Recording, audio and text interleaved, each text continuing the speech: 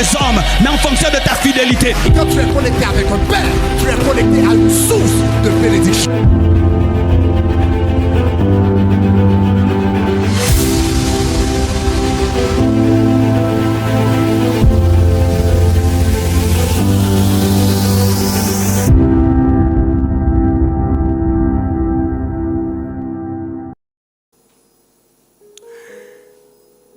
Au commencement était la parole. Au commencement était la parole. Et la parole était avec Dieu. Et la parole était Dieu. Voyez-vous? La parole était au commencement. La parole était avec Dieu. Et la parole était Dieu. Elle était au commencement avec Dieu. Toutes choses ont été faites par elle. Toutes choses ont été faites par elle. Et rien de ce qui a été fait n'a été fait sans elle. Donc là, la Bible nous enseigne clairement que le monde que nous voyons a été créé par la parole de Dieu. Donc il n'existe rien de visible qui ne provienne de la parole de Dieu.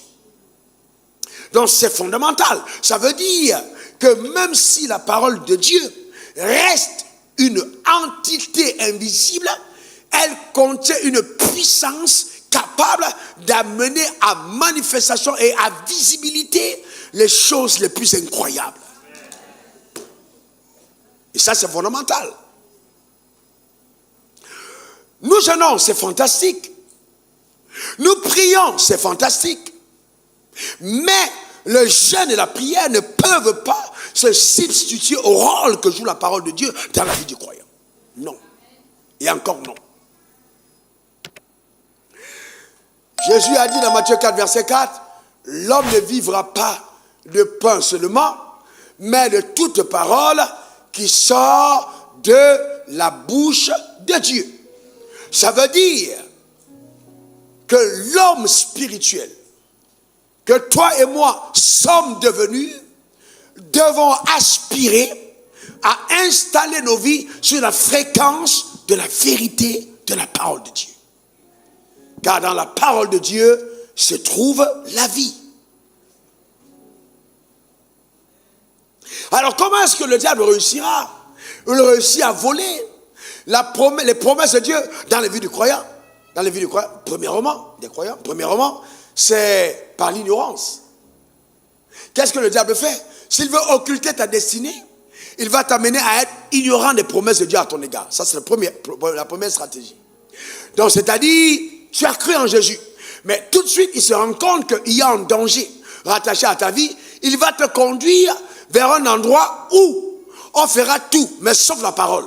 Parce qu'il sait qu'aussi longtemps que tu es ignorant au sujet de la parole, tu n'es pas dangereux. La Bible dans Osée 4, verset 6, « Mon peuple périt faute de connaissance. » Donc, il sait que si tu rejettes l'instruction, Dieu te rejette. Alors, il va t'amener à être ignorant au sujet de la parole. Mais lève ta main et dis, « Satan, tu n'auras pas raison de moi, car moi, j'aspire à la connaissance. Et je connaîtrai la vérité, et elle m'affranchira. » La deuxième chose, c'est qu'il va t'amener, une fois que tu connais la vérité, à transcender ou à violer, d'accord, sa volonté souveraine. À violer, à transcender sa volonté souveraine. Donc il y a des gens qui connaissent, mais qui se disent, oh, dans tous les cas, bon, même si la Bible a dit, moi j'ai choisi de faire ça. À partir de cet instant, vous transcendez la volonté souveraine de Dieu. Et de cette manière-là, alors le diable peut voler les promesses de Dieu rattachées à ta vie. Alors, nous sortons dans le moment des jeûnes. Et je tiens à vous dire qu'après les grands espoirs spirituels viennent des grandes tentations. Vous devez être avertis. Certaines personnes disent, ah, je ne comprends pas. Après un temps de jeûne, je ne comprends pas pourquoi telle chose m'arrive. C'est normal que ça t'arrive après le jeûne. C'est tout à fait normal. Prenez le cas de Moïse. Moïse descend de la montagne après avoir rencontré Dieu face à face. 40 jours et 40 nuits de jeûne. Il descend avec les tablettes de la loi écrites de deux côtés par la main de Dieu. Et quand il descend, il trouve en bas de la montagne. De la même montagne, il est en haut, mais en bas de la même montagne. Et il y a un peuple qui est en train d'adorer le veau d'or. Un peuple qui a vu la puissance de Dieu. Un peuple qui appelle Moïse, qui est en train de parler avec Dieu. Où est cet homme-là? Cet homme, ce Moïse. Sans respect. Moïse est en colère quand il voit ce peuple adorer le veau d'or. Son adjoint, son bras droit, Aaron, est devenu comme un féticheur. Il adore. Il conduit le peuple dans l'adoration du veau d'or. Moïse est en colère. Et il casse les tablettes. Mais le fait d'avoir cassé les tablettes va amener Moïse à remonter sur la montagne chercher les tablettes. Après 40 jours de jeûne, Jésus aussi va se faire face à la tentation. Il a été tenté après avoir jeûné. Il n'a pas dit, ouais, comme j'ai jeûné, Satan, tu ne peux rien. Non. Quand Satan est arrivé, il n'a pas brandi son jeûne. Il a brandi la parole de Dieu. Il a dit, il est écrit. Il est écrit. Il est écrit. C'est en brandissant la parole qu'il a pu résister aux assauts de l'ennemi. Donc il est important pour chaque croyant de savoir tirer, activer la puissance mystérieuse derrière les Écritures. Quand vous connaissez la parole de Dieu, vous devenez un croyant redoutable.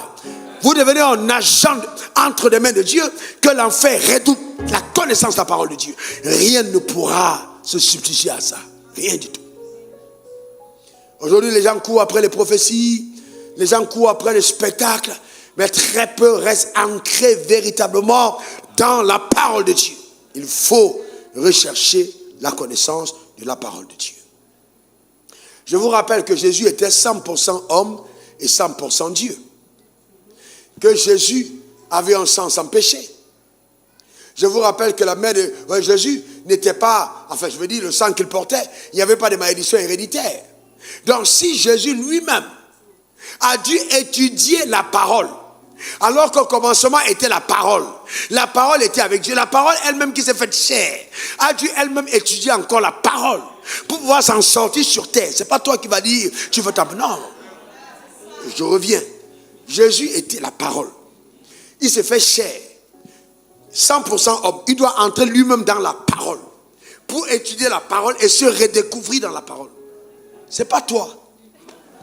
Depuis des générations, il y a des sorciers dans ton village et toi tu vas dire que tu te passes à la parole. Quand le maître de l'univers n'a pas pu s'en passer, tu ferais mieux de revenir à la parole. Tu ferais mieux de revenir à la parole. C'est important. La parole de Dieu.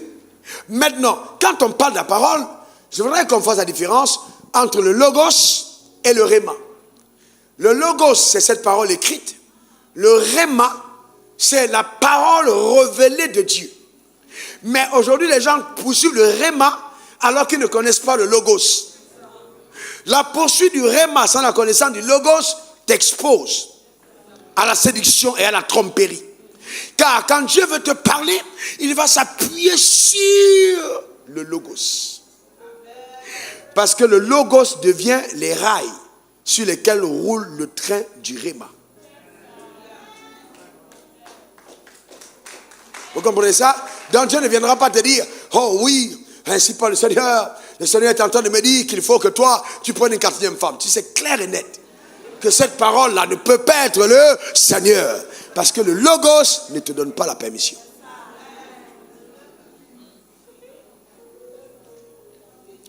Donc, c'est important de connaître la parole de Dieu.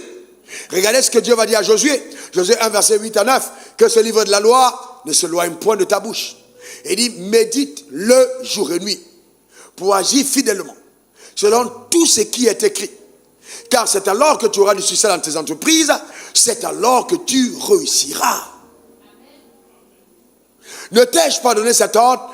Fortifie-toi et prends courage, ne t'effraie pas, ne t'épouvante point, car l'Éternel ton Dieu est avec toi dans tout ce que tu entreprendras. Stop. Qu'est-ce qui donnera à Dieu d'être avec Josué?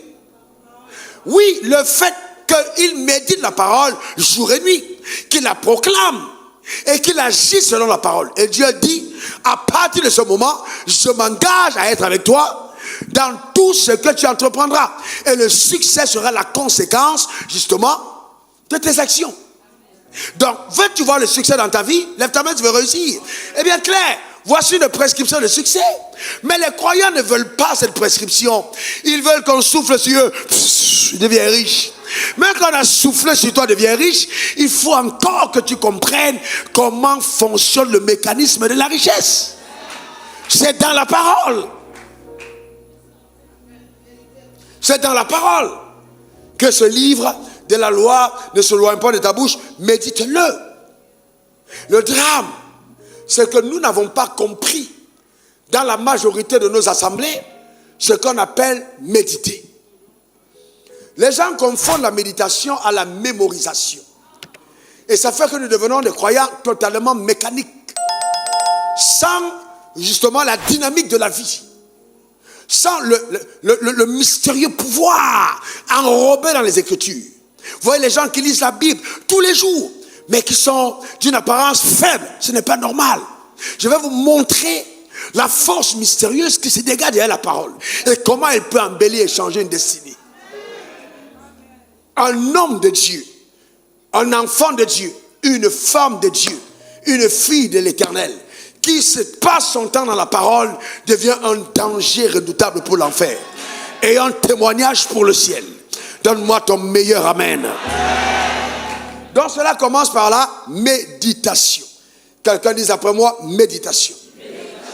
La première étape de la méditation, c'est la réflexion. La réflexion. À partir de ce moment, il y a une interaction entre ton intelligence et celle de Dieu. La réflexion. Donc, quand vous lisez la Bible, Dieu vous permet de lui poser des questions. Pourquoi dis-tu ce que tu dis? Dieu, pourquoi penses-tu ce que tu as dit? Donc, il y a une interaction entre ton intelligence et celle de Dieu.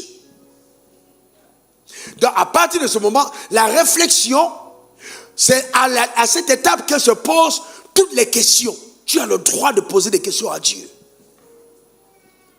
Dieu, pourquoi veux-tu que je fasse ceci? Pourquoi dois-je apporter une partie de mon offrande à l'autel? Tu as le droit de poser des questions. Dieu ne t'a pas donné de l'intelligence pour faire un suivi bête. Non. Sinon, il ne t'aurait pas donné de l'intelligence, il aurait mis de l'eau à la place du cerveau. S'il a mis un cerveau, c'est qu'il veut que tu réfléchisses. Donc la réflexion est permise. Les croyants doivent réfléchir.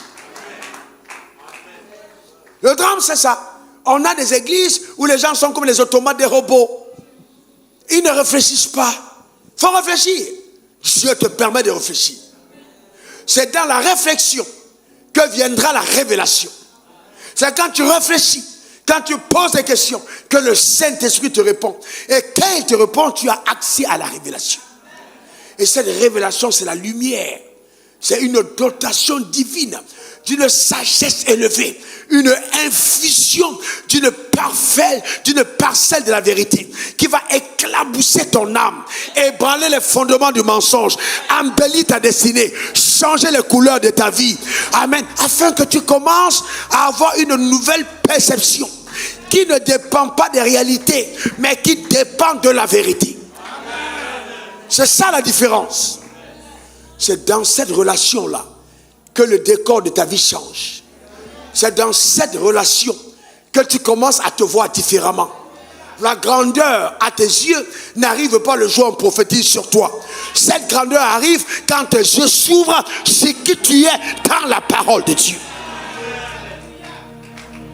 Quelqu'un me donne son meilleur amen. Quelqu'un dise amen. Et ça c'est important, la réflexion. Et si je veux réfléchir, je dois être à même de créer un cadre propice à la réflexion. Vous ne pouvez pas réfléchir dans le brouhaha, dans le bruit. Ça veut dire que vous devez être à même de créer un environnement qualitatif, vous permettant d'avoir un temps de qualité avec votre Dieu. Amen. Vous voyez, vous êtes là à votre portable, gling, gling, ça sonne. À 11h, il y a le bruit de WhatsApp, de Facebook, des enfants, de la tante, du père, de la mère. Il y a tellement de bruit qu'il est important d'apprendre à s'isoler.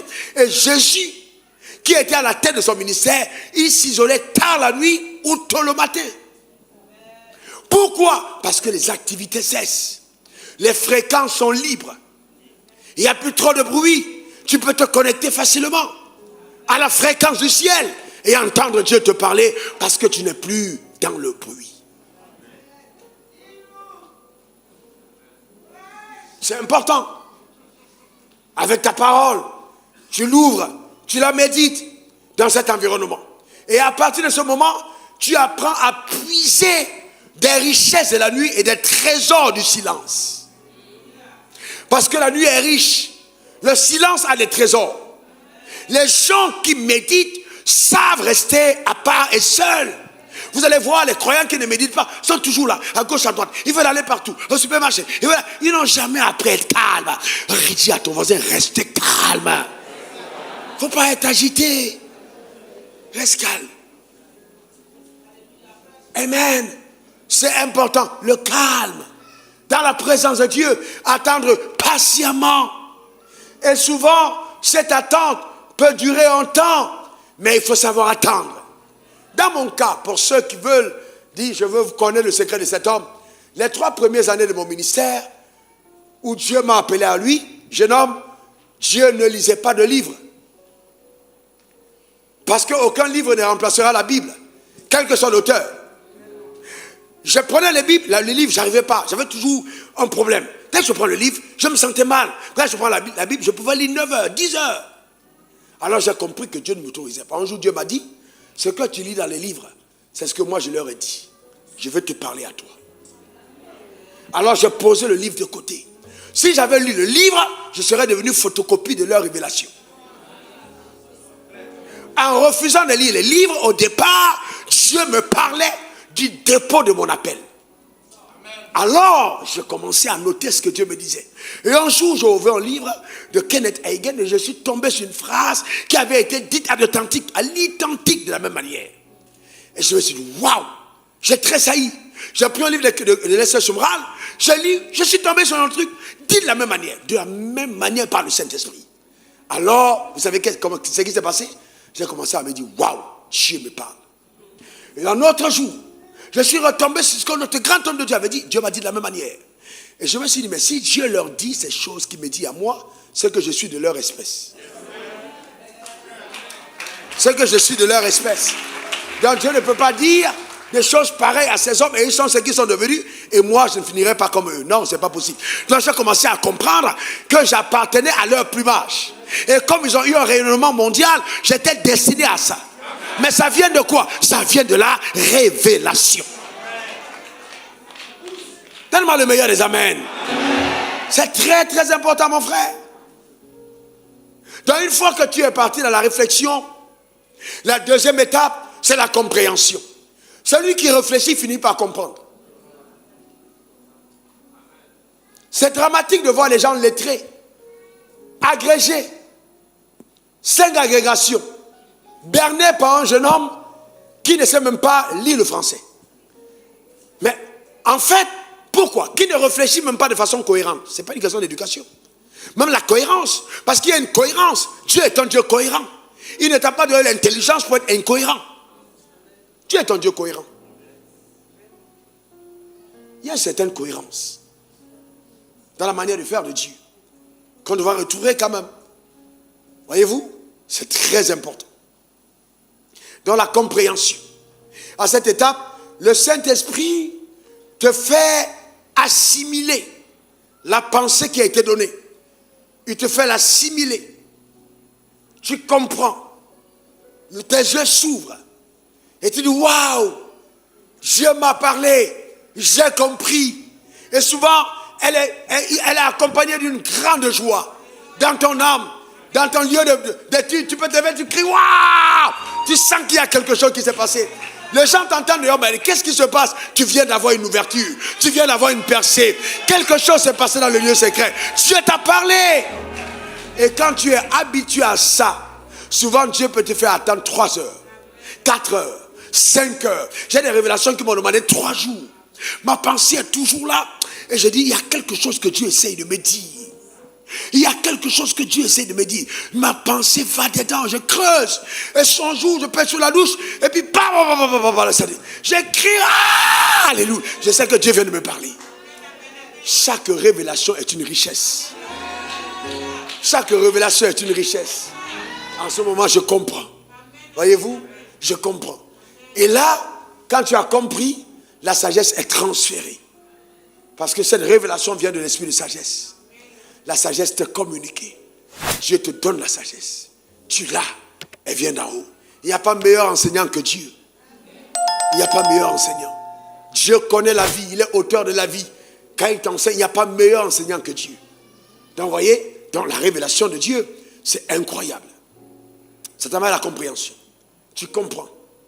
Et donc, et à la troisième dimension, il y a donc la foi. Donc, cette compréhension des choses de Dieu t'amène à la dimension de la foi. Romains 10, verset 17, il a dit, ainsi la foi vient de ce qu'on entend. Et ce qu'on entend vient de la parole de Christ. La foi vient de ce qu'on entend. La foi vient de ce qu'on entend. La foi vient de ce qu'on entend. La foi vient de ce qu'on entend. Je pose une question. Si je vous dis par exemple, par les meurtrissures de Christ, tu as été guéri. Est-ce que vous êtes sûr que vous entendez de la même manière? Non. Tout dépend de ta compréhension.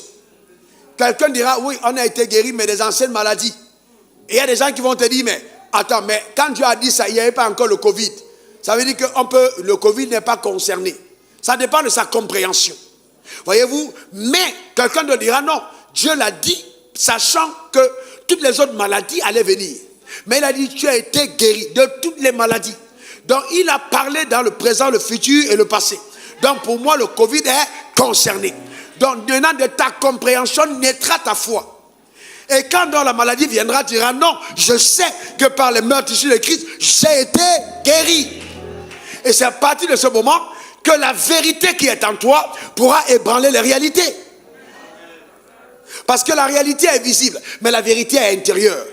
Donc tu vas puiser la force de la parole qui est la vérité pour changer toutes les réalités de ta vie. C'est comme ça que ça marche. C'est là qu'on appelle la foi. La foi appelle les choses qui ne sont pas comme si elles étaient. Donne-moi ton meilleur amen. Amen. Dis encore amen. Amen. Donc c'est très important, apprendre à s'approprier la vérité.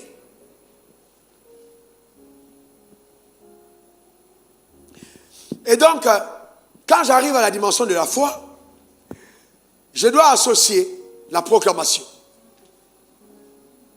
J'ai compris, j'ai une révélation, j'ai compris, maintenant je proclame, maintenant je l'affirme, alors je déclare, tout ce que Dieu a dit, je commence à l'affirmer, dans mon lieu secret, je commence à l'affirmer, je suis la tête et non la queue, je suis en haut et non en bas, je suis une nouvelle création, j'ai le pouvoir divin en moi, Dieu m'a donné le pouvoir de marcher sur les serpents et les scorpions, tu proclames la vérité, en proclamant la vérité avec toute ta puissance, elle agit même dans ton subconscient. Tu ressèmes la parole en toi. C'est façon que même quand tu dors, la parole qui a été sémée, même quand les démons viennent, tu te relèves dans le songe et tu combats les démons à partir de la parole citée. C'est très important. Tu proclames la parole. C'est important, frère. C'est important, ma soeur. Tu proclames la parole. Tu affirmes la parole dans le lieu secret. Tu gères ça de la même manière comme si c'était un réma. Si Dieu te dit, par exemple, je te donne une grande entreprise. Tu n'as pas dit, ok, Dieu a dit, il met une grande entreprise. Mais pourquoi Dieu t'a dit ça? Parce que tu dois affirmer. Tu dois commencer à t'appeler. Je suis chef d'une grande entreprise. Tu dois commencer à appeler cela à l'existence. C'est de ton rôle. S'il te l'a dit, tu dois gérer ça par la proclamation. Et déclarer cela dans le lieu secret. Appeler cela dans le lieu secret, c'est ton rôle.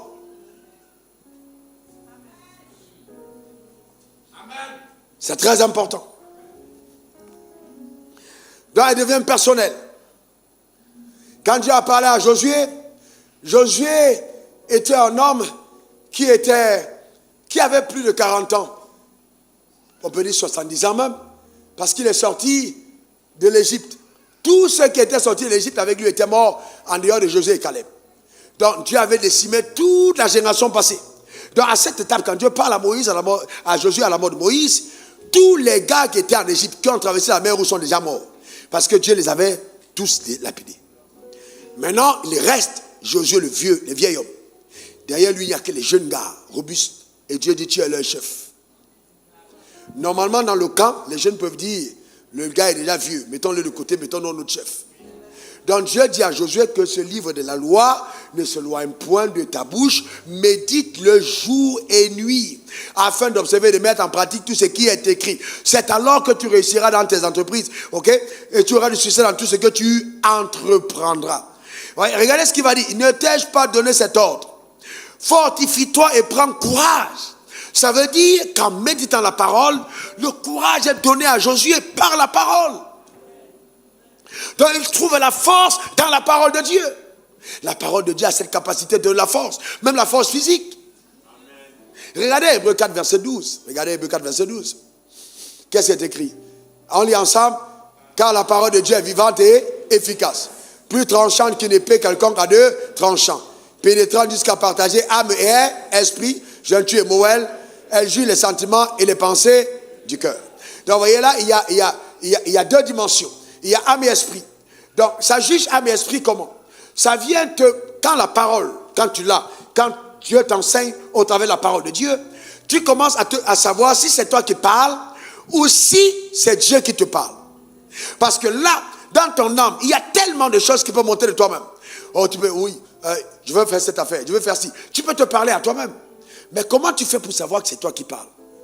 C'est la parole qui va juger. Parce que s'il t'arrive de dire des choses qui sont contraires à la parole te dira ce n'est pas Dieu. Parce que voici ce que la Bible dit. Donc ça ne peut pas être Dieu qui te parle. Donc la parole viendra apporter, voyez-vous, une sanction, être juge entre tes sentiments et ce que Dieu est en train de dire. C'est ce que la parole va faire. Donc la parole, donc connaître la parole, ça te préserve, ça te garde. Par exemple, un autre exemple. Ah vraiment, mon mari est rentré tard, mon mari a fait ci, bon moi aussi, demain je rentre tard. Ça t'a pensé. Ta copine peut te dire non, si tu rentres aussi tard, il va changer. Ça, ce sont des copines. C'est la tradition des mauvaises copines. Alors la Bible te dira non. Écoute, ce n'est pas en faisant le mal, en rendant le mal contre le mal, que tu établiras le bien. Alors ce que je te demande de faire, supporte patiemment le mal et prie pour ton mari. Là, tu pourras juger si la pensée que tu as est de Dieu ou pas. C'est ça le problème. Ou alors, tu as fait du tort à ta femme. Et puis, elle est fâchée. Et puis, tu sais que tu as fait du tort. Un tes amis te dit, ah, laisse là. Elle va se calmer. Elle va se calmer. Tu dis, non, je vais demander pardon. Oh, toi aussi. Tu te demandes pardon à ta femme, elle va plus te respecter. Ça, c'est le sentiment de Bantou. Ce n'est pas la parole de Dieu. Demande pardon à ta femme, elle va plus te respecter. Voyez-vous? Au village, on dit, non, un vrai chef, là, il ne demande pas pardon. Hein. Le chef ne demande pas. Qui t'a dit que le chef ne demande pas pardon? Ça, c'est la tradition des hommes. Ça, c'est le raisonnement humain. Et tu commences à te dire, je ne peux pas demander pardon. Mais Dieu dit non. Je vous ai dit, c'est vrai que la femme est soumise, mais j'ai dit, soumettez-vous les uns les autres. Si tu as fait du tort, va demander pardon à ta femme. Alors que si tu demandes pardon à ta femme, tu vas gagner en confiance auprès de ta femme qui saura que tu as un cœur repentant. Mais si tu ne demandes pas pardon, tu vas l'endurcir et demain tu vas semer la rébellion dans ta maison. Parce que ce que tu sèmes, tu moissonnes.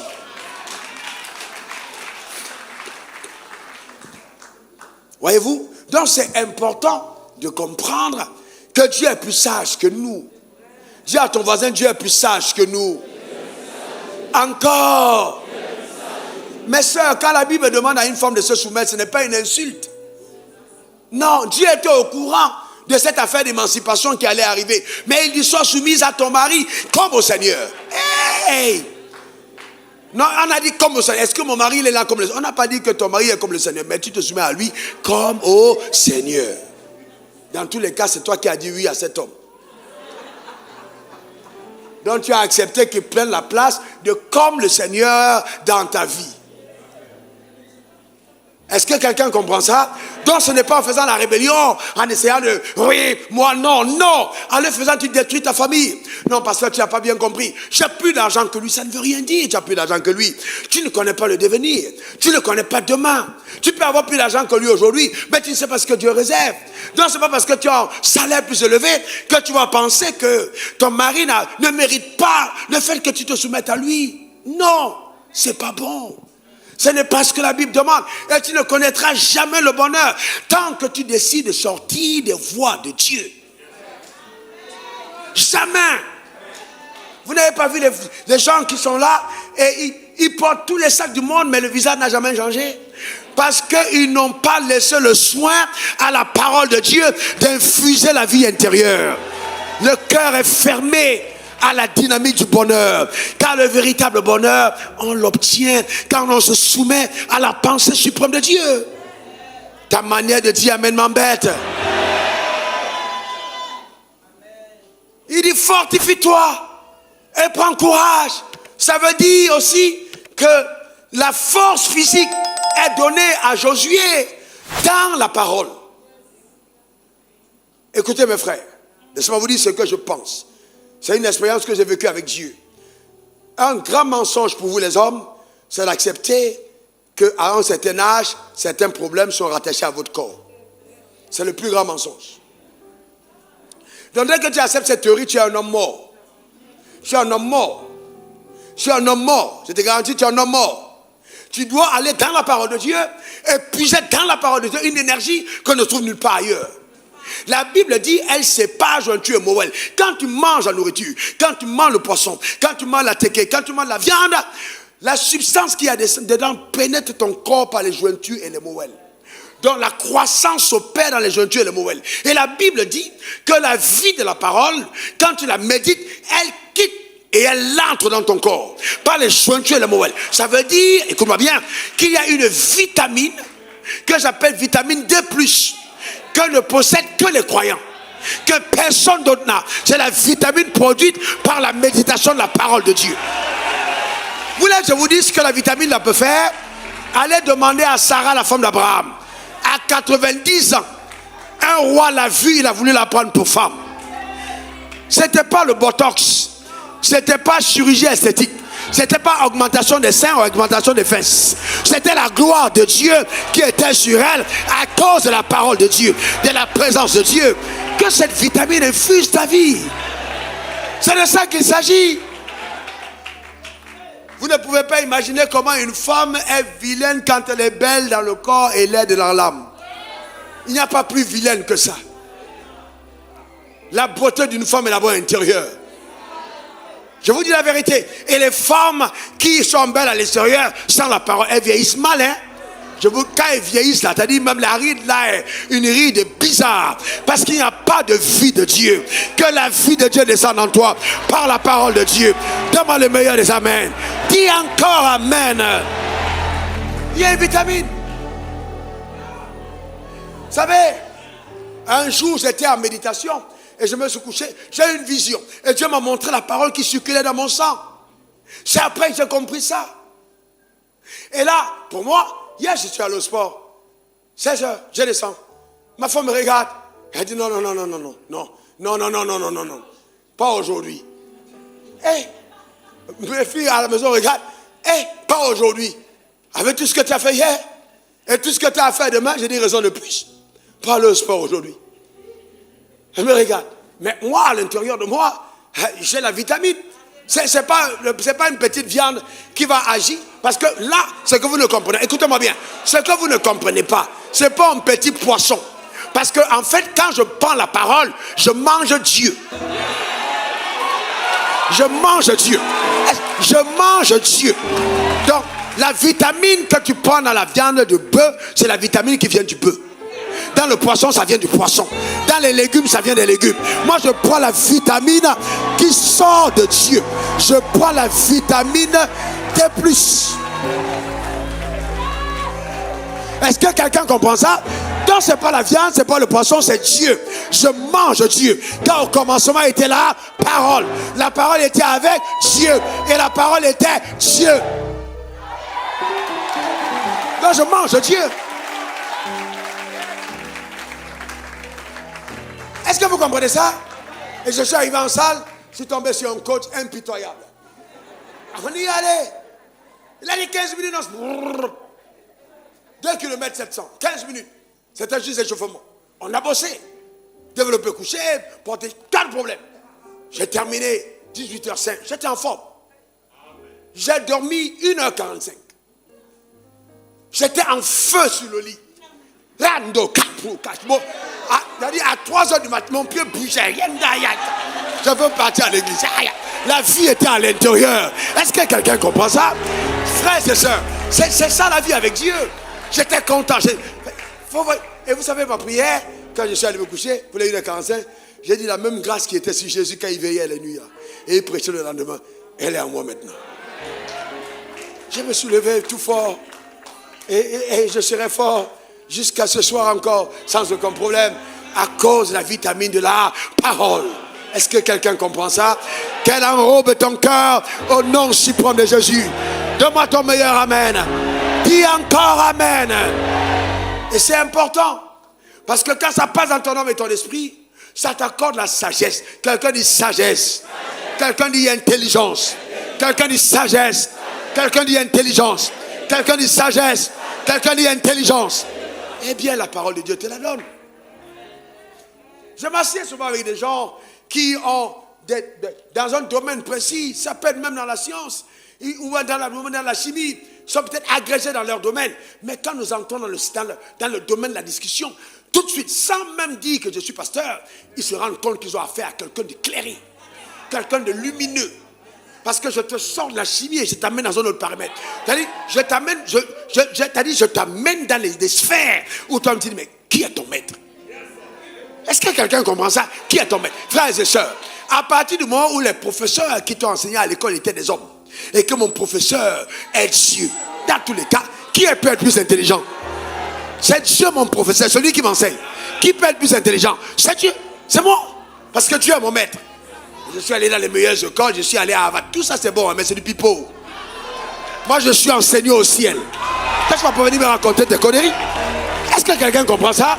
Je suis enseigné au ciel. N'ayez pas de complexe. Parce que quelqu'un prend un petit papier, on a signé. Je respecte toutes ces années, je respecte. Mais ça ne vaut rien devant la connaissance de Dieu, rien du tout. Sinon, un gros agrégé ne pourrait pas être pédophile. Si c'était la connaissance. Est-ce que quelqu'un comprend? Sinon, un grand docteur, là, il n'allait pas se tourner et puis quelqu'un d'autre en derrière. Ça veut dire qu'il n'a pas de connaissance. Il est ignare, il ne connaît rien. La vraie connaissance est divine. Tellement le meilleur des amens. Dis encore amen. C'est la divine. Elle est divine. N'ayez pas de complexe. N'ayez pas de complexe. Elle est divine, frère. Ne permettez pas à ce monde de falsifier les valeurs. Ne le permettez pas. La connaissance de Dieu va plus loin que les choses qu'on dit, c'est ce qu'on est.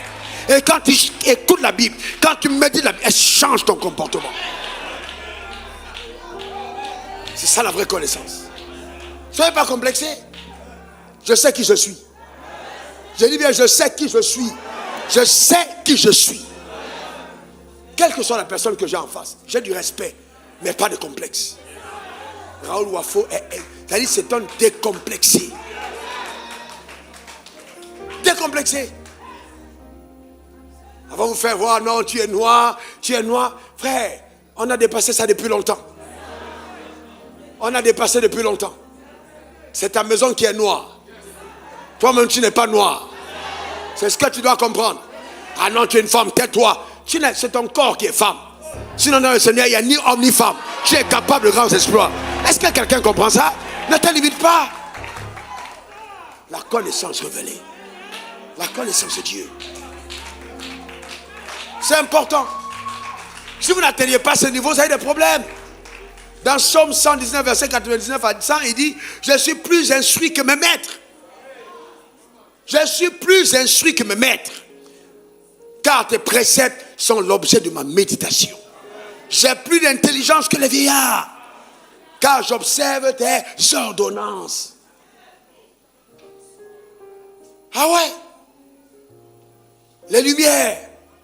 Quelqu'un dit lumière. Encore lumière. C'est ce genre de lumière qu'avaient les hommes comme Abraham, les hommes comme David, les hommes comme Daniel, les hommes comme Joseph et les hommes comme Wafo. Je ne sais pas ce qui te concerne. Les hommes de lumière. Amen. Amen. Amen. Et je vais t'expliquer. Ta sagesse, elle est même mystique. C'est pourquoi elle est mystique. Parce qu'elle vient du fait que tu manges la chair et que tu bois le sang. En mangeant la chair, en buvant le sang, alors de façon génétique, il y a une modification des chromosomes et de l'ADN de l'intérieur. il y a une habitation d'une autre personne en toi qui fait qu'il y a une forme de dédoublement de ta personne. Mais tu choisis de soumettre ton ancienne personne à la nouvelle. Donc quand tu arrives quelque part, ce n'est plus toi qu'on voit, mais c'est celui qui t'habite. Et tu étonnes les gens par tes... Oh, ta manière de dire vraiment. Quelqu'un dit encore Amen. Amen. Quelqu'un dit mystère. La force mystérieuse en moi. Encore. Alléluia. Un jour, je lis Matthieu 10, versets 40 à 42. Je suis en jeûne et je médite. 1996. Celui qui vous reçoit me reçoit. Celui qui me reçoit, reçoit celui qui m'a envoyé. Celui qui reçoit un prophète en qualité de prophète, recevra une récompense de prophète. Et celui qui reçoit un juste en qualité de juste, recevra une récompense de juste. Et quiconque donnera seulement un verre d'eau froide à l'un de ses petits, parce qu'il est mon disciple, je vous le dis en vérité, il ne perdra point sa récompense. Et ce jour-là, quand je lis ce texte, le Saint-Esprit me parle clairement en me disant, c'est de toi qu'il s'agit. La parole s'allume, j'ai une profonde conviction, mais je ne savais pas encore ce que Dieu me réservait par la suite. En fin d'année, il se trouve que je vais en mission. J'arrive en Sierra Leone. J'avais une scolarité payée mystérieusement. J'arrive dans Sierra Leone et j'atterris. Ceux qui sont arrivés en Sierra Leone, on doit prendre le ferry. J'arrive dans le ferry, je ne sais pas où je vais dormir. Donc ma question est, comment vais-je faire? Pendant que je m'interroge, il y a un monsieur qui m'approche et qui engage la conversation. Je parle avec lui, il me demande, vous allez où? Je dis, je ne sais pas. Il me dit, comment tu ne sais pas? Je dis, je ne sais pas. Il me dit, comment tu sais? Je dis, non, je suis venu en mission, mais je ne sais pas. Je sais que Dieu m'a dit qu'il préparera quelqu'un pour moi. Et puis il me regarde étrangement, il dit, que vous allez pas aller, c'est chez moi, tu vas dormir. Ok, pas de souci. Je le suis. Et je découvre que c'était le vice-directeur de la compagnie aérienne que j'avais prise. Dans ce texte, quand il me garde chez lui, en la première semaine, après l'école, je trouve un endroit pour moi. Quand il faut partir, la parole retentit dans mon cœur. J'ai dit, bon, comme tu m'as reçu, alors je vais prier pour toi. Sans lui, il était un croyant.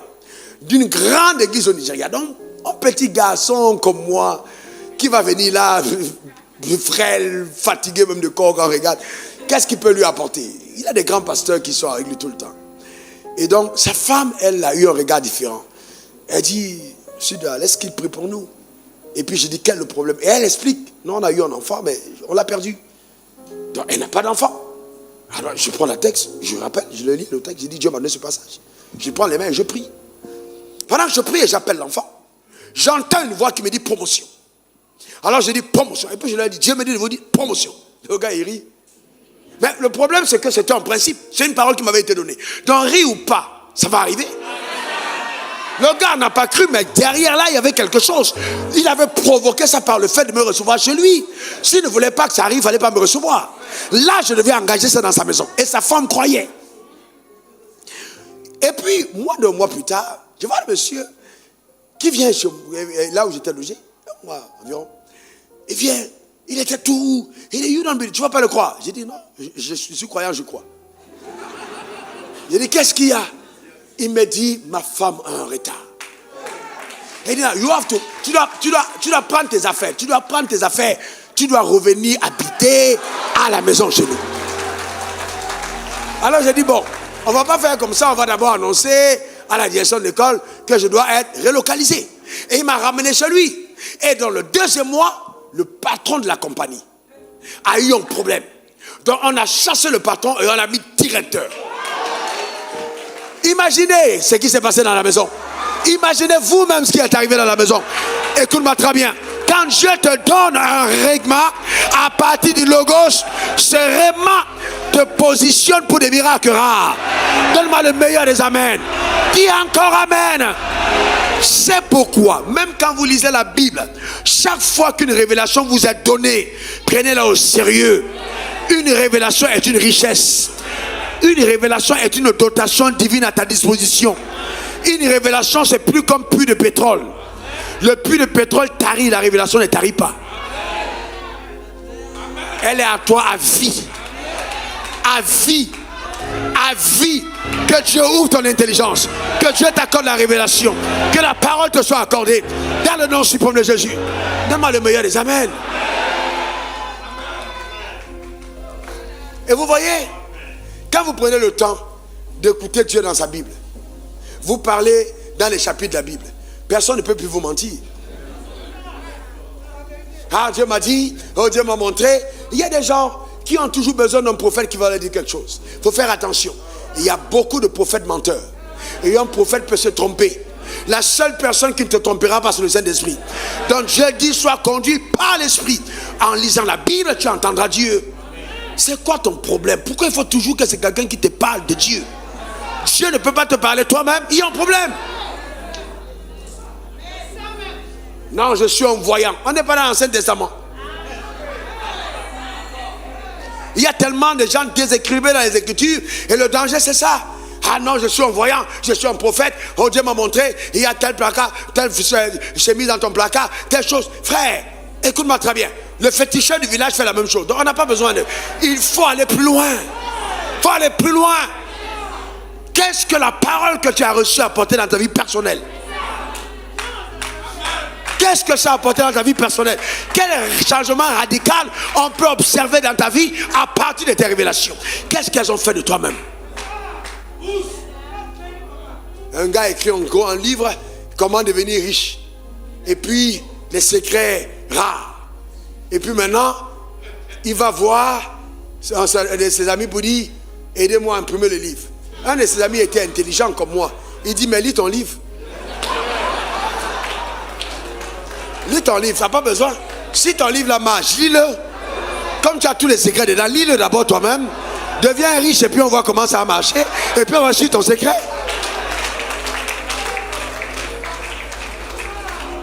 Est-ce que quelqu'un comprend ça? Quelqu'un dit révélation. Encore révélation.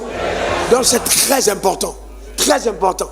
Quand vous avez dans vos cœurs la révélation de la parole, ça vous amène loin. Très très loin. Très loin. Moi, Dieu m'a souvent parlé en disant, prends 1 Timothée 2, prends tel texte, je me rappelle, j'ai touché 15 000 francs à Abidjan. Et un jour, il faut bénir les moments difficiles de la vie. C'était tellement difficile que pour la première fois, je n'avais pas de loyer à donner 90 000 à la dame, Madame Follet. Jamais oublié. Il y a des noms qu'on n'oublie pas.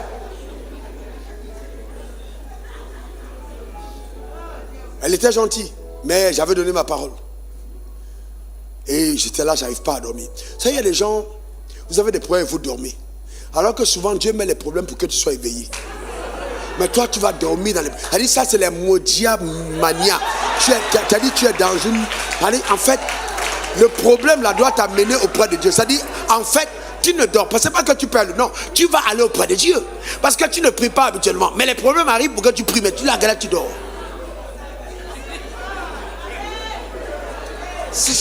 Tu dors.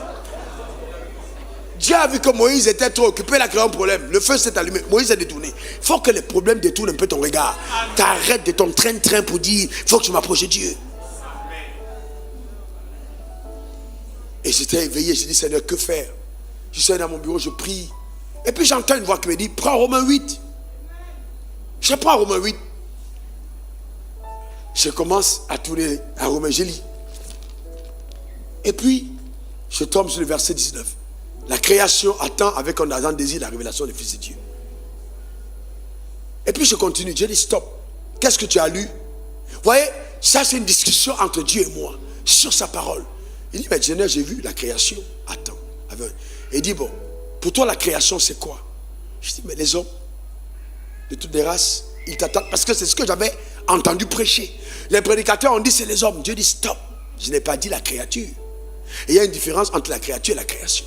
La créature, c'est ce qui a la vie. La création est inanimée. Donc quand je dis création, je ne parle pas des hommes.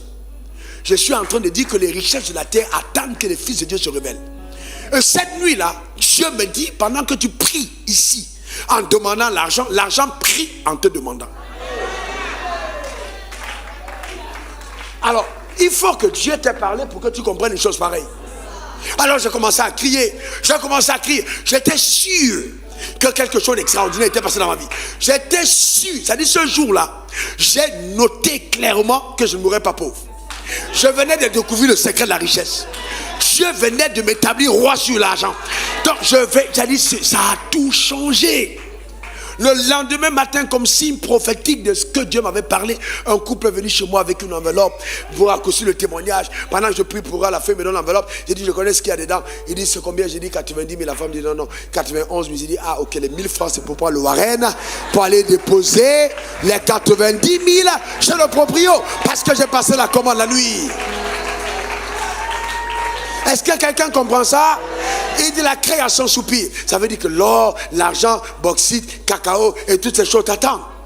Donc, tu imagines un seul moment. Tu voyez, pendant que je parle de ça, il y a des gens parmi vous qui ne croient pas. Ils ne croient pas, ils ne croient pas. Voilà le problème. Parce que la révélation n'était pas accordée. La création soupire. J'ai failli devenir fou. Ben, j'ai dit, waouh. J'ai sauté. J'étais content. Dieu venait de me parler. Quelque chose de clair. Je suis parti à Sokossi. Je descends de mon Warren. J'entre. Une voiture passe. J'entends libère-moi. Wafo, libère-moi. J'ai dit, hey, j'entends. Les immeubles commençaient à me parler. C'est comme s'ils devenaient fous. Mais vous ne pouvez pas expliquer ça aux gens. Vous ne pouvez pas expliquer. Parce que là, Dieu t'amène à une révélation. Tu dois libérer les richesses. Et Dieu me montre comment est-ce qu'il me dit. Quand je libère les hommes, ce sont les hommes qui libèrent les richesses. Mais vous voulez que moi je vous libère et je libère l'argent à votre place. C'est pas vrai. Vous devez libérer vous. Ce sont les enfants d'Israël qui sont allés dépouiller les Égyptiens. C'est pas moi, c'est eux-mêmes. Je vous ai donné la force à les prendre. Quand tu m'entends prier et puis je dis, j'appelle du nord, j'appelle du sud. Je n'ai pas entendu ça de quelqu'un. J'appelle de l'est et de l'ouest. Quand je parle et que je commande, j'ordonne à l'argent de venir. Je sais de quoi je parle. L'argent connaît ma voix. D'abord dans ta peau, tu as vu, il est en train de bouger quand il m'entend parler. Il connaît ma voix. Quand je parle, l'argent me connaît. L'argent connaît ma voix. Est-ce que quelqu'un comprend? L'argent connaît ma voix. Je suis sérieux. Mais vous voyez, c'est là où nous les croyants, on n'entre pas dans la dimension mystérieuse. Et on ne pose pas des actes prophétiques qui créent des secousses. J'ai pris l'argent, j'ai mis comme descendre de lit. J'ai versé. Je mets dessus, je descends. J'ai dit, c'est fini. Tu prends ta place. Tu es serviteur, je suis maître. On arrive comme ça, je regarde. Je vois 500 qui sourient, on va aller à l'église. Je dis, toi, tu vas pas aller à l'église. 10 000, allons-y. Les gros billets, nous, on va aller adorer Dieu avec. Est-ce que quelqu'un comprend de quoi je parle? Ah, que quelqu'un acclame le Seigneur. Alléluia. Vous savez, est-ce que vous savez qu'il y a des gens parmi nous assis ici, l'argent vient vers toi, ça fuit. Ça fuit. On dit pourquoi l'argent pleure, pourquoi tu non, lui là, il va m'amener souvent au casino. Il va m'amener souvent chercher les femmes. On va jamais aller à l'église. Je vais aller adorer Dieu. Avec lui là, je ne peux pas partir. Que Dieu bénisse ton âme. Qu'il arrose ta vie. Et que tu passes à un autre palier de la compréhension des mystères d'en haut, dans le nom suprême de Jésus. Donne-moi ton meilleur amen. Dis encore amen. Est-ce que tu peux affirmer avec moi? Je suis une nouvelle créature. Dieu m'a donné le pouvoir de marcher sur les serpents et les scorpions, sur toute la puissance de l'ennemi, et rien, et encore rien ne pourra me nuire. Oui, je suis en Christ. Je suis une nouvelle création. Les choses anciennes sont passées et toutes choses sont devenues nouvelles. Par un seul homme, le péché est entré dans le monde. Par un seul autre homme, nous sommes redevenus justes. J'ai été justifié par Christ Jésus. Et ma vie témoigne de la splendeur de la rédemption. Je règne dans la vie par Jésus-Christ, lui seul. Je règne en très bonne santé. Car il est écrit, par les meurtrissures de Christ, j'ai été guéri. Pour moi, la santé divine est mon partage. La faveur de Dieu, mon héritage. Je confesse, je déclare et j'établis que Christ Jésus est venu afin que j'aie la vie et que je sois dans l'abondance. J'appelle l'abondance de la révélation, de la connaissance, de la vie, de la richesse matérielle, de la crainte de Dieu, ma vie, illustre parfaitement l'abondance dans la vie. Au nom suprême de Jésus. Amen. Amen. Amen. Acclame ton Seigneur. Fais mieux que ça, acclame-le.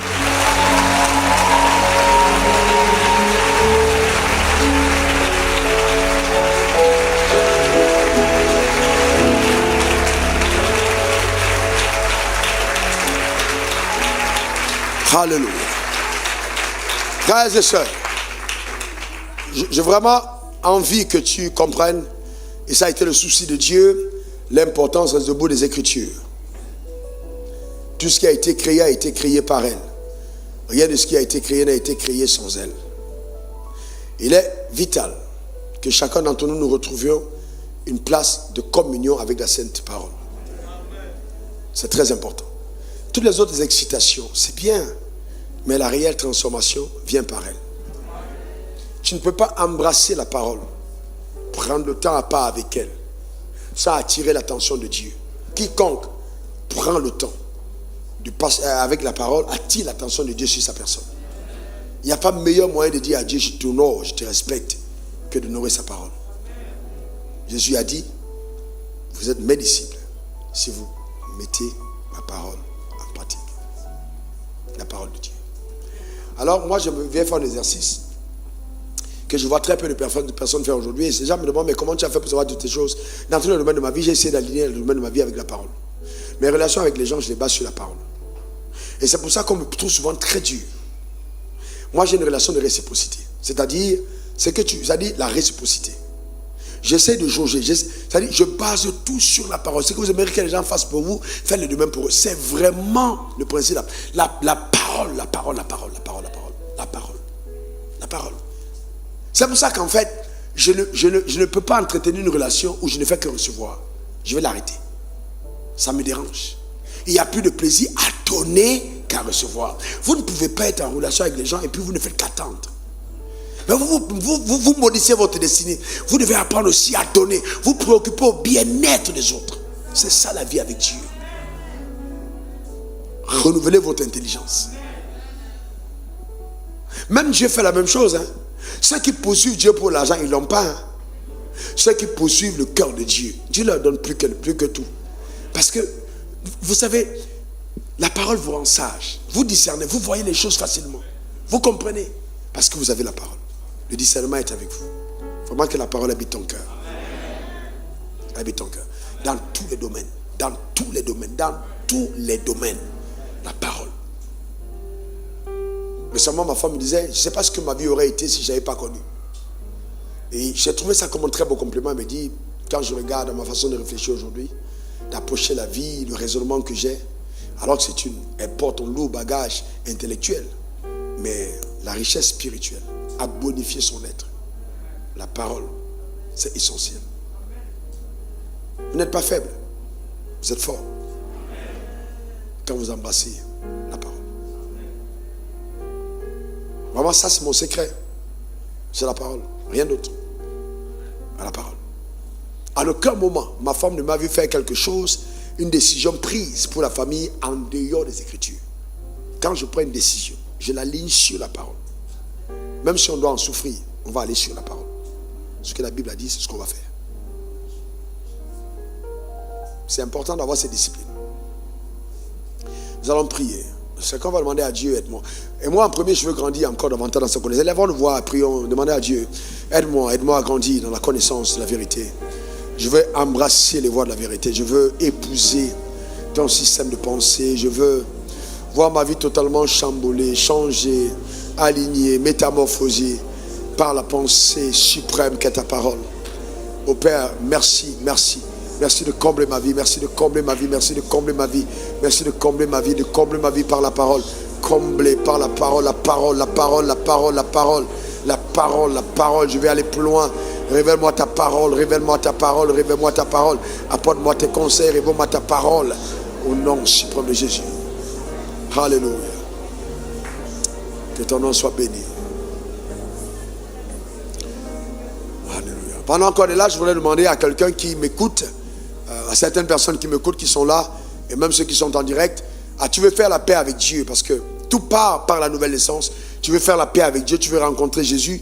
Tu veux vraiment naître de nouveau et puis commencer à avoir tes relations intimes avec Dieu dans sa parole. Lève la main, je vais prier pour toi. Lève ta main, je vais prier pour toi. Lève ta main, je vais prier pour toi. Vous êtes nombreux. Amen, amen. Avancez, venez rapidement. Venez, acclamons le Seigneur pour eux. Venez. Il est venu.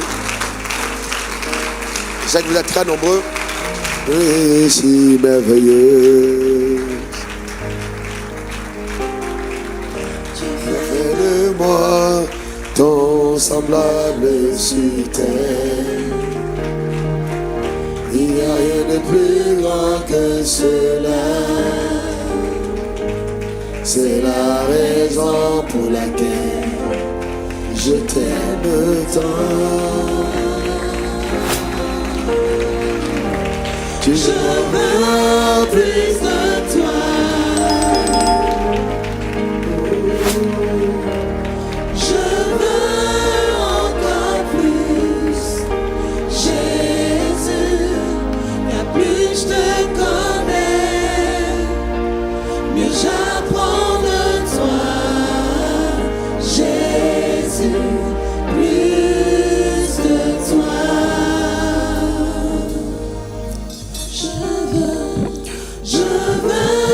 Plus de toi, Seigneur, je veux encore plus, Jésus, car plus je te connais. J'entends cette parole de Dieu. J'entends cette parole. Tu m'as dit que tu veux que je te bénisse, que je change ta vie. Et je frappe à ta porte, la porte de ton cœur, pour que tu me reçoives. Et tu ne me laisses pas entrer. Je veux prendre ton cœur. Laisse-moi rebâtir ta vie. Il y a quelqu'un parmi nous à qui cette parole s'adresse. Avance devant. Cette parole est pour toi. Oh Jésus, plus de toi. Oh, je veux plus de toi. Oh, je veux encore plus. Jésus, plus je te connais, plus j'apprends de toi. Jésus, plus de toi. J'entends cette autre parole. Je veux arroser ta vie à partir de ton cœur. Tant qu'il n'a pas changé, je ne peux rien faire. Donne-moi ta vie. Donne-moi ta vie. Avance devant l'autel. Avance devant l'autel. Dieu dit qu'il veut arroser ta vie à partir de ton cœur. Il veut arroser ta vie à partir de ton cœur. Plus je te connais, plus j'apprends de toi. Jésus, plus de toi. Je veux plus de toi. Je veux encore plus. Jésus, je mets fin. Je veux mettre fin à ton désert. Je veux mettre fin à ton désert. Tout ce que tu as enduré et traversé, c'est parce que tu ne m'as pas laissé la première place dans ta vie. Je veux mettre fin à ton désert. Je suis venu reconstruire ta vie. Je veux mettre fin à ton désert. Cette parole est pour quelqu'un. Oh, plus de toi, plus de toi, plus de toi. Oh, plus de toi, plus de toi, plus de toi. Je veux plus de toi. Alors lève ta main droite vers le ciel, toi qui es ici devant, tu es connecté en direct et puis tu veux recevoir Jésus dans ta vie. Répète après moi ces paroles. Seigneur Jésus, J'ai entendu ta parole. Mon cœur est profondément touché. Pardonne-moi mes péchés. Pardonne-moi mes péchés, Seigneur. Que ton sang me lave. Que ton sang me purifie. J'avais entendu parler de toi. Mais aujourd'hui, je t'ouvre mon cœur. Viens, sois le maître de ma vie. Prends le total contrôle de mon être. Viens et agis à partir de mon cœur. Embellis mon existence. Restaure ma vie. Accorde-moi ta vie, s'il te plaît. Oui, Seigneur, accorde-moi ta vie. Fais de moi une nouvelle création. Donne-moi le pouvoir de redevenir ton enfant. S'il te plaît, Seigneur. Merci pour cette œuvre dans ma vie. Au nom suprême de Jésus. Père, je prie, maintenant c'est moi qui prie, dans le nom de Jésus, je demande que ce miracle se produise, au nom suprême de Jésus, changement radical par le Saint-Esprit, au nom suprême de Jésus, et que les filles soient transformées, embellies, que l'emprise de Satan cesse, et que ton règne s'établisse au nom suprême de Jésus. Amen. Amen. Mon cas est différent. Je ne peux pas vivre du malade. Mon cas est différent. Don't come down. Ne vous rabaissez pas. Going up. Continuez à monter. Il vaut mieux accepter la sincérité du piment que l'hypocrisie du sucre. Même quand tu subis des méchancetés, le simple fait d'aller et de savoir que Jésus a été trahi et il a pardonné, ça te donne du coup. Tu ne seras pas jugé en fonction des acclamations des hommes, mais en fonction de ta fidélité. Quand tu es connecté avec un Père, tu es connecté à une source de bénédiction.